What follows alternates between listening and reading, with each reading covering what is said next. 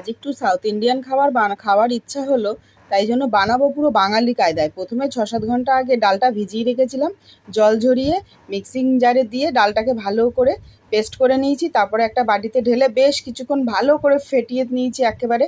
বিউলির ডাল যত ফেটাবো ততই ভালো ফুলবে, সেই কারণে। তারপরে এদিকে কড়াইতে সাদা তেল গরম করতে বসিয়ে দিয়েছি, ছোট ছোট্ট করে দিয়েছি। আর বড়াগুলো দেখুন ফুলে কত বড় বড় হয়েছে। আর এদিকে আমি নুন দিয়ে গরম জল করে রেখেছিলাম, তার উপরে বড়াগুলোকে দিয়ে দিয়েছি। বড়াগুলো ফুলে দেখুন আরও কত বড় হয়েছে।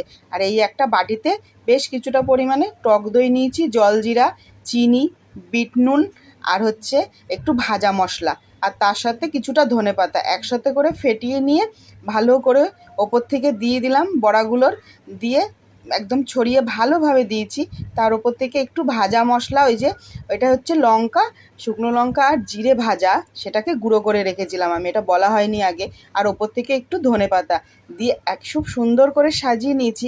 আর এটা কারি পাতা ছাড়াই, এই জন্যই বললাম যে বাঙালি স্টাইলেই বানালাম। ভিডিওটা ভালো লাগলে একটা লাইক করে দেবেন আমাদের।